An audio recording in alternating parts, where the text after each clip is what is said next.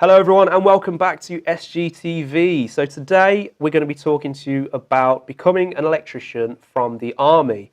So often when we've talked about routes into the industry, it's usually one of three methods. It's usually an apprenticeship, a college course where you do your MVQs, or sometimes it can be an intensive training course. We don't tend to hear any other methods really.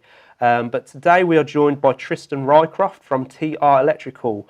So Tristan, it's great to have you on the show. How are you doing? Yeah, I'm good, thank you. Good. So you first came onto our radar in, I think, 2018. You won our apprentice, no, it's not apprentice, sorry, our install competition. Yes, yeah. So for anyone who doesn't know what that is, basically on a monthly basis, we do an install competition. So you send in your best install picks, neat picks using our products, and you can be in for a chance to win a £200 worth of Scolmore stock. So if anyone's interested in getting involved with that, please do tag us on social media. Anyway, we'll get back to Tristan. Sorry to leave you there, Tristan. No worries. So you became an electrician in the army, is that correct? Yeah, so I always wanted to join the armed forces from a young age, to be honest, and joined the army at 16, straight from school. And when you join at that age, you have to go in as an apprentice.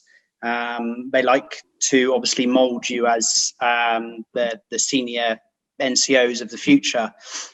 So yeah, went into a careers office and decided I was going to join the army. They gave me the options. I joined the Royal Engineers, and based on your predicted GCSE grades and your entry exams that you do for the army, they gave me a list of trades to choose from. So electrician kind of sounded the best.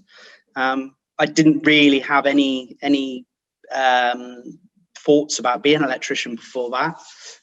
So yeah, it's just kind of come about that way, really.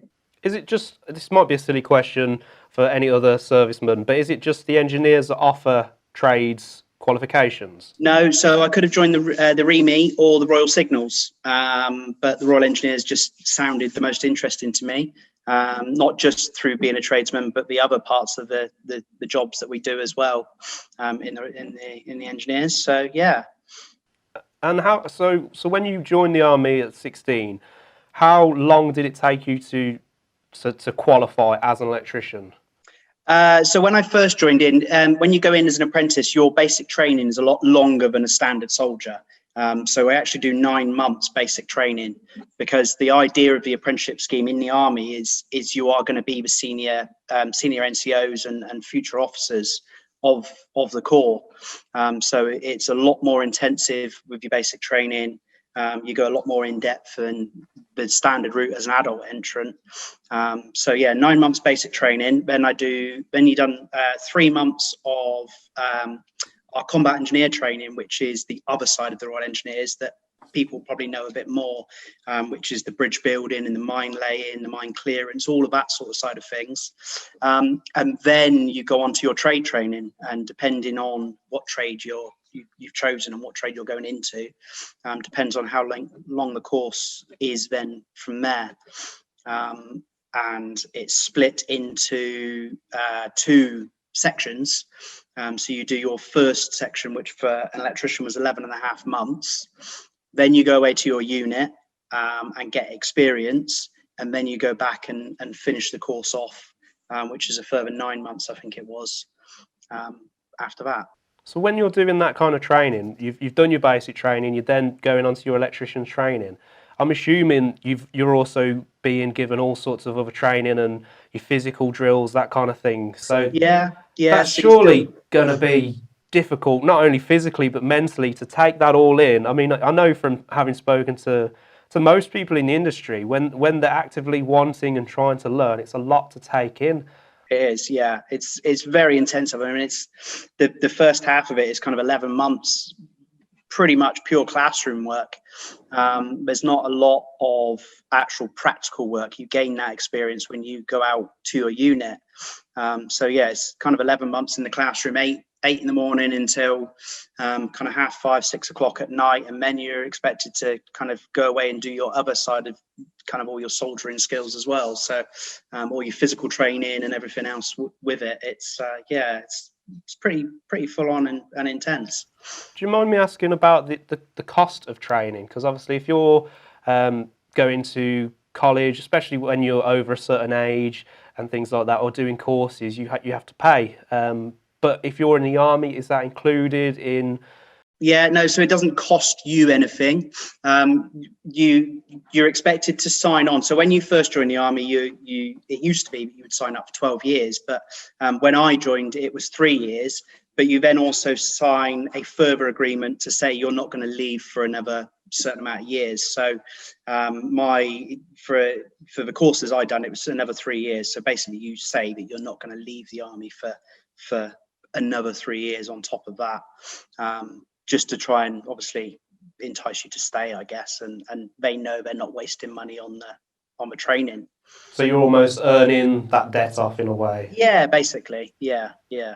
So what sort of work did you do? Because when you talk, I know where you are now. You're a self-employed electrician. You're doing, is it domestic, commercial, that kind of thing? Yeah, we do probably about 85% domestic work. We do a lot of kitchens, bathrooms, obviously kind of all the usual stuff, rewires, and the list goes on. We do look after a couple of hotels and restaurants locally to us, and a couple of factories as well. So it's a reasonably broad spectrum of what we do. But yeah, most of it is domestic, whereas in the army, it was kind of completely different. It was mostly industrial stuff that I'd done in the army. What kind of stuff exactly? Because for someone like me who's only had experience with electricians who are wiring houses and hotels and agricultural equipment, surely the work you're doing in the army is going to be completely different. Yeah, it is. So unfortunately, when I was in, I don't know if it's changed now, but you only really got to use your trade when we went on tour abroad. I mean, even in our own bases in this country, they get outside contractors in to do the work and stuff, which seems a little bit weird, but it's the way the army was set up at the time. So yeah, it was only when we went on tour. It was literally anything from setting up new accommodation units for our own troops, through to building hangars for the RAF. Got involved in all that sort of side of stuff as well, and a little bit of the old kind of peacekeeping side of things with rebuilding the local infrastructure and kind of helping get schools up and running and stuff like that as well. So yeah. How different does your knowledge have to be for that? Because wiring regs that you might have been taught in the army for this country, I imagine they're going to be completely different for, say, infrastructure in a foreign country. Yeah, so we always worked to the British regulations when we were abroad, even kind of whatever country we were in, because it was always classed as a British bit of land. So rather than us having to have an in-depth knowledge of every country we were going to, it was just always set up that we were working to the British regs. And so, yeah, it made it a damn sight easier, to the point where some of the accommodations units we were getting, they were Italian. They would turn up with all the Italian wiring and plugs and everything else. We were stripping them all out and redoing them all for our standards. So, yeah, it was very varied and interesting. Did you get to visit some interesting countries? Was it a good amount? Interesting is one way of saying it. Yeah, I went to both Bosnia and Kosovo. So yeah, that was different. It was a bit of an eye opener, especially at such a young age. It's yeah, a lot to take in sometimes. Would you, looking back now that you're an electrician doing that as your trade, would you look back and wish you would have not done the army and perhaps become an apprentice and gone that route? No, not at all. Not at all. I mean, I always say if I could go back and do it again, I would join the army in a heartbeat. I don't regret it for 1 minute. It was a brilliant stand-in and kind of a way to steer me in my life, and it was something I always wanted to do. So yeah, I don't regret it for 1 minute. And if someone's thinking of that as an option for their future at a young age, then 100% go for it. The world's completely different now to when I was serving kind of 20 years ago, but it's still a great job to go through and an experience in life, and the benefits and the possibilities that it opens up for you. Just, yeah, it's 100%. I'd recommend it. A lot of people I know that have been in the services, or even people who know people who've been in services, they're always commenting on how regimented and disciplined they are. Do you find that that has impacted the way you work now you're a civilian, so to speak? Yeah, I think so. It definitely it molds, especially at the age I joined. I was quite young, so it molds you into a certain type of person. And yeah, I think so. It definitely teaches you to be very organized in life, and kind of not necessarily stick to routines all the time, but you've definitely always got certain ways of doing it. And I think it's a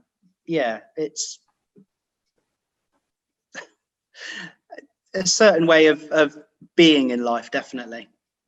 Do you think the work you did in the army, and not from a mental point of view, but the actual physical, in-depth work, do you think that's prepared you for the work you do now? Or was there a time where you had to think, right, I need to brush up on regs, the type of work that I'm going to be getting into?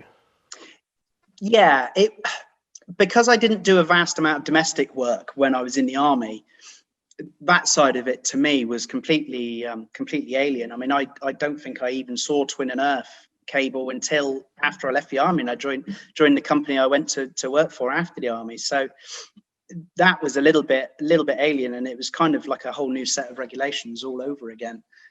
So yeah, it was I don't know. Yeah, it was almost like chalk and cheese, to be honest, for the differences between the two. I suppose, like you say, it gives you the confidence to sort of come out and think, right, I'm going to do this anyway.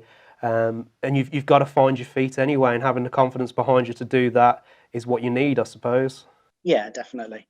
I mean, I was quite lucky when I left the army that I joined a good company that were always taking on apprentices and adult trainees, and they knew how to kind of nurture people and steer people in the right direction. So it wasn't like I was just leaving the army and just jumping into the complete unknown. I was quite lucky to go and work for them at the time I did, because they helped kind of steer me in the right direction that I've gone now with my career and everything. So how long was you in the army then, and then you've gone to work for a company from there? Yeah, so I done just under 6 years in the army in total, including all my basic training and everything else. And then from leaving them, I joined a local company in Torquay, in Devon, and was with them for about 10 years. Yeah, so quite a long time before I decided to leave and set up on my own. And yeah, it's been 10 years now on my own as well. So was it difficult to go from army to civvy street working for a company? Yeah, the way of life and the routine of life is different, and it's what a lot of ex-forces people struggle with when they're making the adaptation to civvy life. It's things are different. People are used to having things done for them to a certain extent in the army, but also being that person who can think in certain situations and think for themselves and everything. It's not always the way when you're in civvy street. It is a big kind of step to take, and I think without having that job offer to go to, I don't think I necessarily would have left the army at the time I did. That's for sure. Would you recommend other people? Let's say, for example, there's a young person who wants to become an electrician, but they might not necessarily know how to go about it. Would you? I know it could be quite a drastic way of doing it, but would you use that as a recommendation rather than going down the traditional methods? Say, why don't you try doing it through the army? Yeah, totally. I mean, I've met various people over the years since I've left the forces, and kind of all my sons joining, all my daughters joining, and that sort of thing. And I'm always encouraging for them, and yeah, tell them to go for it. It is a completely different route. people, I mean, it wouldn't even necessarily be on my mind if I hadn't done it, but you can gain a trade like that through the forces. People don't think that that's even possible. So yeah, it is a completely different route to a standard apprenticeship or adult trainee route, but 100% go for it. If you're struggling to find a job or a company to take you on, consider the forces, definitely. Yeah, well, one thing we hear quite a lot of, especially young people at the age of 16, they're fresh out of school, they don't know what they want to do, and I know a lot of people are in that position. So, like you say, maybe going through that route is a good way of sort of exploring those avenues. Yeah, definitely. I mean, I was quite lucky. I knew from a young age that I wanted to join the armed forces. It was the RAF at first. I had a massive thing about fast jet planes and thought that was the life. It was only that I went, when I done my work experience through school, the RAF didn't offer any placements, and I happened to go with the Devon and Dorset regiment, local to me, and that was it. I came back from that, and it was no, 100%. I'm going to join the army. This is the role I want to do. This is the life, and went from there. So yeah, it's I mean, they're great employers. It's a great lifestyle, especially if you are young and you don't know what you want to do with your life. Go for it. Were there many other trades sort of on offer to you once you joined in? Yeah, so the trades I was offered were either an electrician, a fitter, which is a mechanic basically, or a marine engineer. Never really had a great interest in vehicles when I was growing up, so I ruled that one out, and I got seasick, so I didn't really want to be a marine engineer because a lot of the time you are attached to the Navy, so I kind of ruled that one out. So, but I mean, in terms of other trades, yeah, I mean, there's brickies, plumbers, chippies, I mean, you name it. Even blacksmiths. When I joined, blacksmithing was an option. I don't know if it still is, but yeah, you name a trade, and the army will more than likely offer it as a career path, definitely. So when you're in there and you're being taught with the teachers or tutors, are they army based, or would they bring in external tutors to teach electronics? Yeah, so the actual tutors were civvies, normally kind of poached. They try and get the best of the best if they can. So I mean, they'll search all over the country for people they think will be the right tutors, but then there's also your army side of it as well, to keep the discipline and everything else. So yeah, we had a company sergeant, and the regimental sergeant major and all that side of thing was still there as well. So it wasn't like you would just go into a civilian college. It was 100%. It was a military college, and yeah. So, but the tutors primarily were civilians. Okay. Were there any positive stories that you've taken from the army that really stand out for you, where, like you say, you might be on a peacekeeping mission where you've helped someone? Anything that really sort of stands out? Yeah, Kosovo was probably one of the best, where we got to help rebuild a local school and got them back on their feet. It was yeah, seeing all those young kids and the enjoyment on their faces, and knowing that they were getting to go back to school was brilliant for us. And the other one, I went to Ascension Island as well, which a lot of people have never heard of. It's slap bang in the middle of the Atlantic, but about 200 miles below the equator. So it's hot all year round. It's brilliant. Went there for 4 weeks to build a new arms dump for the RAF, because it's like the stop off for the Falkland Islands. So there's a lot of weapons stored there and stuff. But we finished a week early on the project, so we got to basically have a beach holiday for a week at the end of it. So that always sticks in my memory as well. Swimming with turtles and Wow. just spending a bit of time at the army's expense in the sunshine was really nice. Yeah. That definitely sounds like one of the perks of the job. That was the positives, definitely. So last question, Tristan, I have to ask, any cool stories from your time in the military? Yeah, I think that probably the best thing, being in the Royal Engineers, we got to play with explosives a lot. So we got to blow things up, which is kind of what you join the forces for. You get to shoot guns and you get to blow things up, and we literally did. We used to go out on demolition days and blow cars up and blow bridges up and that sort of stuff. So yeah, getting to do that sort of side of things was probably the most fun, the most fun you can have, especially when it's kind of yeah, Yeah. It don't cost you anything. You get to go out, set it up, and then spend a few hours just blowing things up randomly. It's always good fun. It does sound like fun, to be honest. Right then, that's all we've got time for today. Tristan, I want to thank you for coming on the show. Anyone out there watching who wants to follow you on social media, where can they find you? So they can find us on both Instagram and Facebook. We are at TR Electrical with no spaces in there or anything. Go give us a follow. We've got about 1,700-ish followers on Instagram, so it'd be nice to kind of push that up a little bit if people are interested. I'll give other people a follow back as well, not a problem. It's always nice to see how other electricians and other trades are doing their jobs and seeing that we're not the only ones who take pride in our work, definitely. Yeah, it's a good page. As I said to you before, having looked through your page, there's some nice, neat installs on there, which is very therapeutic to watch. So hope people do go over to his page. It is worth checking out.